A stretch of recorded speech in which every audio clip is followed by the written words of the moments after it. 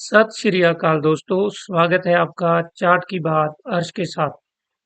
आज हम जिस कंपनी की बात करने जा रहे हैं उसका नाम है रिलायंस कम्युनिकेशन। एक समय था ये कंपनी टेलीकम्युनिकेशन की किंग कहलाई जाती थी, पर आज ये बैंकरप्ट हो गई। आखिर ऐसा हुआ क्या? ये बैंकरप्सी की तरफ चली गई। चलिए जानते हैं। इसका आईपीओ आता है 2006 में। उस समय टेलीकम्युनिकेशन का बूम चल रहा था।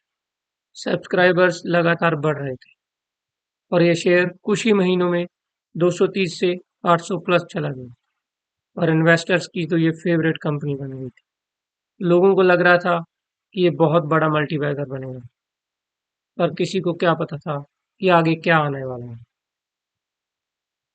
2008 में ग्लोबल फाइनेंशियल क्राइसिस आता है और कंपनी हैवी डेट लेके बैठी थी और ये टेक्नोलॉजीज में सीडीएमए पे काम कर रही थी। ये हैवीली इन्वेस्टेड थी सीडीएमए टेक्नोलॉजी पे और कॉम्पिटिटर बदल रहे थे। वो जीएसएम पे जा रहे थे। उस चीज को ये बदल नहीं पाए और स्टॉक एंटर होता है एक लॉन्ग डाउन ट्रेंड में और जहां से वापस आने की कहानी कभी शुरू ही नहीं हो पाई। अभी इन्वेस्टर्स सोच रहे थे कि शायद ये कंपनी बाउंस बैक कर जाए, तभी एंट्री होती है जियो की।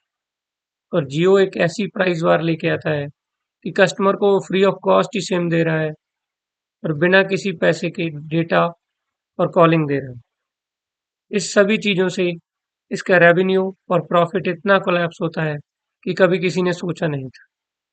और डेट इतना अनमैनेजेबल हो जाता है कि कंपनी को लगता है कि अगर एसेट सेल हो करके ही हम बच जाएं तो हमें बचना चाहिए। लेकिन एसेट सेल से भी कुछ फायदा नहीं हो पाता और कंपनी को बैंकरप्सी घोषित करनी पड़ती है। और इसके चलते कंपनी लगभग इतनी कोलैप्स हो जाती है कि आज के समय में इसका शेयर 90 पैसे पे चल रहा है। इन्वेस्टर्स के लिए इसमें सबसे बड़ा क्या लेसन है?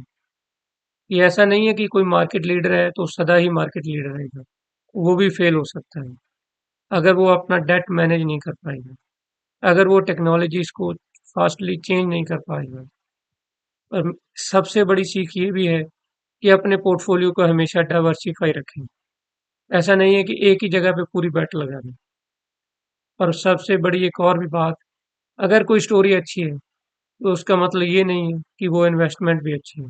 समटाइम्स किसी की स्टोरी अच्छी हो सकती है, लेकिन अगर हम उस स्टोरी पे इन्वेस्ट करते हैं तो जरूरी नहीं है कि वो हमें पैसा कमा के दे। चलिए अब इसके चार्ट पे चलते हैं। देखते हैं कि इसके चार्ट ने हमें बताया कि कब इससे बाहर निकलना है, कैसे अपना पैसा बचाना है। तो देखिए, इसका आईपीओ आता है 2006 और लगभग 2008 तक ये 800 से प्लस चला जाता है। और जैसे ही ये 800 से प्लस जाता है उसी ही मंथ में इसमें डाउन ट्रेंड शुरू होता है। और आरएसआई हमें चिल्ला चिल्ला कर बोलती है और साथ में उसकी सिंपल मूविंग एवरेज भी बोलती है कि भाई तू बाहर निकल जा, ये शेयर डाउन ट्रेंड में चला गया। अगर समय फिर से वापस लौटेगा तो हम फिर एंट्री करेंगे, लेकिन नहीं, कुछ लोगों ने वहां पे हट किया होगा कि नहीं, ये चलने वाली कंपनी है, ये मार्केट लीडर है, ये वापसी करेगी और ये कभी वापसी नहीं कर पाई। आप देख सकते हैं आज के समय में इसका शेयर लगभग 90 पैसे पे चल रहा है। तो मैं आपको यही कहना चाहूंगा, अपना पैसा बचाने के लिए हमेशा जल्दी एक्शंस लीजिए। ऐसा नहीं है कि आपने कुछ खरीदा, वो मल्टीबैगर बन गया और उसके बाद आप उस पे बैठे ही रह गए। जैसे ही आपका स्टॉप लॉस हिट होता है तुरंत बाहर निकलिए। इमोशंस को बीच में मत आने दीजिए। अगर ऐसी ही स्टोरीज आप और जानना चाहते हैं तो मुझे लाइक कीजिए, सब्सक्राइब कीजिए। धन्यवाद दोस्तों।